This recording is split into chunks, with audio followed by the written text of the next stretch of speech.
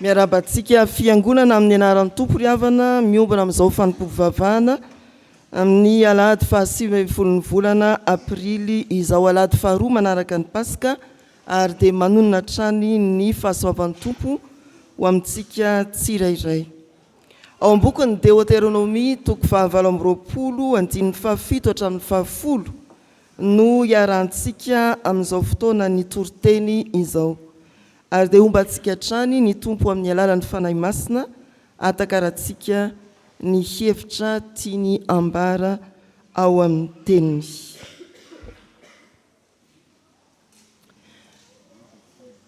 Nde verenana vakina amin'ny anaran'ny Tompo ireo andinin-tsoratra masina vitsivitsy ireo. Hatolotra Jehovah ho resy eo anoloanao ny fahavalonao, izay mitsangana hiady aminao, ka lalana iray no ivoahany anatonanao, fa lalana fito kosa no antosirany hiala eo anoloanao. Handidy ny fitahiana ho aminao Jehovah amin'ny toeram-barinao sy izay rehetra ataony tananao, ka hitahy anao izy any amin'ny tany izay omeny Jehovah Andriamanitra ho anao. Anandratra anao ho firenena masina ho azy Jehovah, arak'izay nianany taminao raha nitandrina ny didin'i Jehovah Andriamanitrao ianao ka mandeha amin'ny lalany. Dia ho hita ny firenena rehetra ambonin'ny tany, fa ny anaran'i Jehovah no antsoina aminao, dia tahotra anao izy. Amen. Raha ny hoany misy fikambanam-pivavahana amin'ny farana amin'ny vaky teny dia hitenin'ny ray fiangonana hoe Alleluia Amen. Satria manaitra ary mahavelom-bolo sahady izany soratra masina izany. Ny filazana hoe anatonanao ny fahavalonao amin'ny varavarana anankiray, andositra anao ny fahavalonao amin'ny varavarana 7. Hivoaka amin'ny varavarana 7 izy. Ny fanambarana hoe anolotra fitahiana ho anao Andriamanitra naizanaiza tany alianao, ary ny filazana hoe anandratra anao firenena ambony ny firenena rehetra ambonin'ny tany Andriamanitra, ary ny farany hatahotra anao izy, hotonony eo aminao ny anaran'Andriamanitra. Izany tsy ho velom-bolo raha miatrikady eo anoloan'izany soratra masina izany. Fa inona ary no fonosiny reto andinin-tsoratra masina vitsivitsy ireto? Raha ireo teksta manodidina ao amin'ny toko 7:20 dia mitodika amin'ny tsirairay ny soratra masina ka milazany hoe ozonina izay manao an'izao, ozonina izay manao an'izao, ozonina izay manao amin'izao. Ny toko 9:20 dia manambara indray kosa ny soratra masina mitodika amin'ny firenena manontolo ka manompoka amin'ny fanambarana fitahiana 1:1 hatramin'ny 4:10 ary manohy amin'ny filazana fanozonana izay lava dia lava ny 5:15 hatrany amin'ny 9:20. Manarak'eo ny fanorenan'Andriamanitra ny fanekena ao amin'ny toko 7:20. Ny bokin'ny Deutéronomie dia mampianatra ny mahazava-dehibe ny atao hoe fankatoavana. Tsy fankatoavana fe fankatoavana fotsiny, fa fankatoavana amin'ny fitiavana sy ny fanajana an'Andriamanitra. Izay ilay bokin'ny Deutéronomie. Fa ao anatin'ny bokin'ny Deutéronomie koa Mosesy dia mampita ny fehiny fanompony fitondrany ny zanak'Israely nandritra ny 40 taona amin'ny fomba mampihetsi-po, ampatsiviny ohatra ny fitondran'Andriamanitra tany anefitra, tsy nivoto ny tongotrareo, tsy rovotra ny fitafianareo. Fahaizana mampihetsi-po tahaka izany no nampatsiviny Mosesy ny 40 taona tany anefitra, ary no tononony izany rehetra izany na ny fampatsivana ny lalàna, ny fiantsoana fankatoavana, ny tsiany 40 taona ny fanompony ny tarian'ny zanak'Israely no tsahiviny ato amin'izao boky ny Deutéronomie izao. rehefa manomboka ny toko fahavalo amby roapolo izay misy ny perikôpantsika dia misy fepetra mipetraka ao mba hahatanteran'ilay fitahiana ny fankatoavana. Hoy ny soratra masina amin'ny anaran'ny Tompo, raha mihaino tsara ny feon'i Jehovahandriamanitra ao ianao ka mitandrina hanaraka ny didiny rehetra izay andidiko anao anio, dia sandry Jehovahandriamanitra ao ambony firenena rehetra amin'ny tany ianao. Fepetra ny fankatoavana ho amin'ny fitahiana. Izay ny Deutéronomie toko fahavalo amby roapolo. Raha mamaky ny Baiboly manontolo isika dia hitantsika ao amin'ny bokin'ny Genesis fa avy hatrany dia Andriamanitra nandrava ny endriky ny fahoriana dia niaizina nanarona ny tany, nandamina ny korotana rehetra ary nametraka izay ilayntsika olombelona. Na inona ny zavatra hitranga dia izao fitahiana no napetraka Andriamanitra voalohany.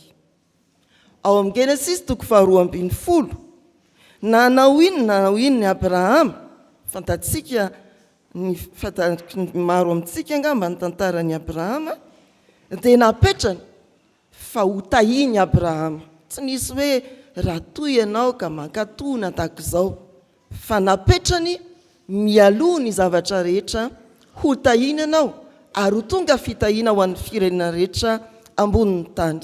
Raha makany amin'ny testamenta vaovao isika dia Jesosy Kristy ilay feno fankatoavana loharan'ny fitahiana. Ny Efesianina toko voalohany andininy fahatelo, isaorana ny Andriamanitra izay nitahy antsika amin'ny fitahim-pana rehetra any an-danitra. Amin'izany dia tsy hoe eto amin'ny toko fahavalo amby roapolo ny Deutéronomie fotsiny no ifantohantsika raha miresaka ny amin'ireo fitahiana ny ady ataon'Andriamanitra amin'ny fampandresena ataon'Andriamanitra amin'ny fahavalo, ny fanomezan'izay mety ilaina, fanandratana ny firenena ao ambony. Tsy eo fotsiny sika ny mifantoka fa ny Baiboly manontolo dia manao hoe ny planin'Andriamanitra dia fitahiana no manomboka. Na hanao inona ianao na tsy hanao inona, ny planin'Andriamanitra dia ny fitahiana. Ny planin'Andriamanitra dia ny famonjena. Ary ao amin'ny fankatoavan'i Jesosy Kristy no irenan'izany fitahiana sy famonjena izany. Izay ilay Romanina toko fahavalo. Nomeny antsika maimaim-poana miaraka amin'ny Kristy ny zavatra rehetra. Izao soratra masina izao, izao havatr'Andriamanitra izao, dia tsy ampifantoka antsika amin'ny zavatry ny tany ka hoe andresin'ny fahavalo ho tahiana raha miditra na mivoaka, ho tahiana amin'ny tany rehetra izay alehako, fa ampifantoka antsika amin'ny Kristy ilay loharan'ny fitahiana. Izao ary ny afatra riavana. Ao amin'ny Kristy ilay mpandresy, raha tonona hoe mandresy ny Tompo, ny fandresen'ny Tompo dia misy lalana tsy voafetra. Ny fandresen'ny Tompo dia misy lalana tsy voafetra. Ao amin'ny Kristy, ny fandresen'ny Tompo dia misy fitahiana tsy voafatra. Misy fitahiana tsy voafatra. Mandresy ny Tompo, ao amin'ny Kristy ny fandresena misy tanjona tsy voafefy. Tanjona tsy voafefy. Misy lalana tsy voafetra. Ny lalam-pandresena hitondrany Kristy antsika. Eo amin'ny andininy fahafito. Hoy ny soratra masina amin'ny anaran'ny Tompo averina indray. Atolotry Jehovah ho resy eo anoloanao ny fahavalonao, izay mitsangana hiady aminao, ka lalana iray no ivoahany anatonanao, fa lalana fito kosa no andosirany hiala eo anoloanao. Ray ny idirany fa fito no andosirany. Ny fito dia milaza fahafenoana, ny fito dia milaza zavatra tsy voafetra. Famasinana koa, izay ilay fandresena enton'ny Tompo ho an'ny fiangonany. Ny Tompo ilay niantoka ny fankatoavana tsy vitantsika zato isan-jato.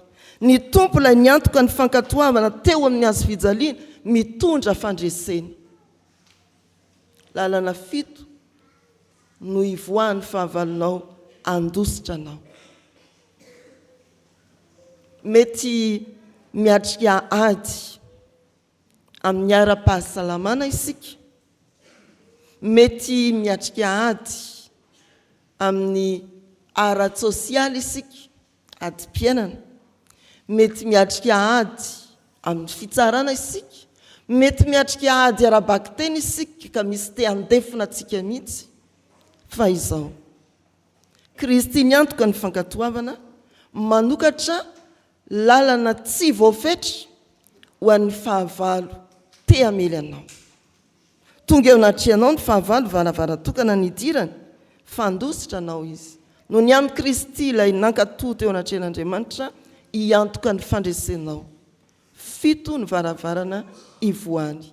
Tsy voafetra, tsy azonao refesina, tsy azonao isaina ny vahaolana izay tia ny tompo hitondrananao amin'ny fandresena. Ianao mieritreritra hiady mandritry ny adiny iray, fa ny tompo mandresy ao anatin'ny 2 segondra hitondra anao amin'izany. Izany ny hevitra izao soratra masin'izao ry havana. Mifantoka ao amin'ny Kristy ilay feno fankatoavana, ny fahatanterahany fandresena amin'ny lalana tsy voafetra ho antsika. Ny faharoa, ny fandresen'ny tompo omena antsika dia misy fitahiana tsy voafatra. Fitahiana tsy voafatra. Averina indray ny Genesisy 2:12. Raha niantson'i Abrahama Andriamanitra dia nanonona taminy hoe ho tahina ianao ary tonga fitahiana ho an'ny firenena rehetra ambonin'ny tany. Tsy mbola teo izany hoe adalany Abrahama tamin'ny Agara, tsy mbola teo izany fiainan'izy Sara tsy araka ny sitrapon'Andriamanitra, fa ny fitahiana dia napetraka Andriamanitra teo anoloany sahady. Teny fampanantenana tsy miova io, ary ho an'izay taranaka Abrahama rehetra ilay iray ny mino dia mbola mitoetra mandraka ankehitriny izany. Fitahiana tsy voafetra. Tsy voafetra manao ahoana moa? Eto amin'ny andinin'ny 7:5 dia hoy ny soratra masina: andidy ny fitahiana ho aminao Jehovah amin'ny toeram-barinao sy izay rehetra ataony ny tananao, ka hitanao izy any amin'ny tany izay omeny Jehovah Andriamanitrao anao.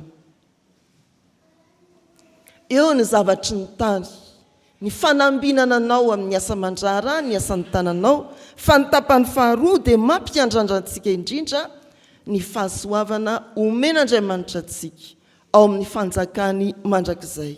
Tsy ny zavatry ny tany ihany ny fanambinana ianao amin'ny asanao, amin'ny fahombiazana samihafa eo amin'ny fianarana na izay mety ezaka nataonao, fa ilay fitahiam-panahy an-danitra hoy ny Efesianina 2:7.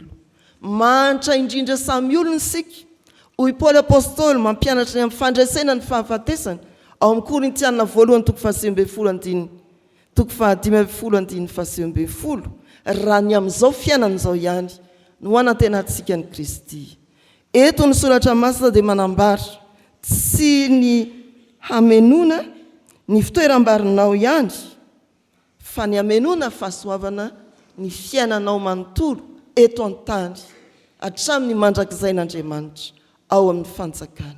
Saintsainy izany ry havana, ny fandresena omen'ny tompo tsy mijanona amin'ny zavatry ny tany, fa tonga amin'ny zava-panahy, ny fanjakan'Andriamanitra, ny fiainana mandrakizay tsy hita fetra ary tsy azonao afatra miaraka amin'ny Jesosy Kristy ilay efa nankatohan'Andriamanitra. Ny fahatelo dia hitantsika eo amin'ny andininy 7 sy ny 10. Ny fandresen'ny tompo dia misy tanjona tsy voafefy. Tanjona tsy voafefy. Ny anaran'Andriamanitra dia ho voatonona. Ny faharesen-dahatra dia ho hita amin'ny firenena rehetra ambonin'ny tany. Izay ny andininy 7 sy 10 ankoatra ny hoe anandratra anao ho firenena masina ho azy Jehovah Andriamanitrao. Manana tanjona Andriamanitra raha mitaona antsika ho amin'ny fankatoavana ka hibazana Kristy ilay miantoka ny fahatanteran'izany fankatoavana izany. Ny tanjony tsy ny ho anao, tsy ny zavatry ny tany fotsiny ihany, tsy ho anao sy ny mandrakizainao fotsiny fa ho an'ny firenena rehetra mba ho tononona ny faharesen-dahatra amin'ny firenena rehetra ary mba ho hita ny voninahitr'Andriamanitra. Izay no hevitry andininy fahasivy sy fahafolo. Dia mbola fintiny ny vavaka nampianarin'ny tompo zany rehefa mifarana ny fivavahana ataontsika dia tononana ny hoe ahoana ilay izy.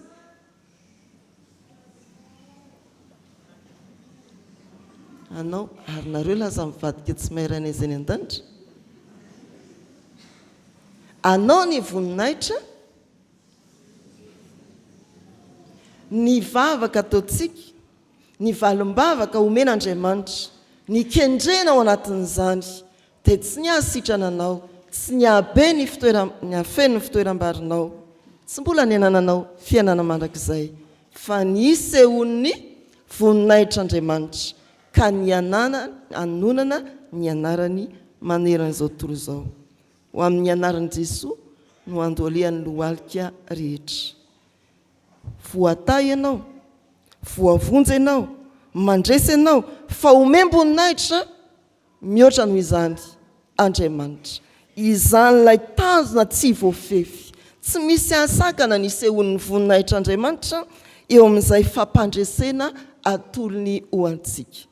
Ry havana malala rehetra amin'ny tompo, raha voizina ny loha hevitra hoe mandresy ny tompo ao anatin'izao volana aprily izao dia tsarovy araka ny Deutéronomie fa ilay tompo ny antoka ny fankatoavana tsy vitanao zato isan-jato dia mahatonga anao andova fandresena ny fahavalo amin'ny lalana tsy voafetra, amin'ny fitahiana tsy voafatra ary amin'ny tanjona tsy voafefy. Dia ny voninahitr'Andriamanitra izay efa hiantsony antsika raha teo ao amin'ny fanjakany. Ilay tompo feno fankatoavana ny ho raisitsika ahatonga antsika andray ny fandresena ao aminy. Amen.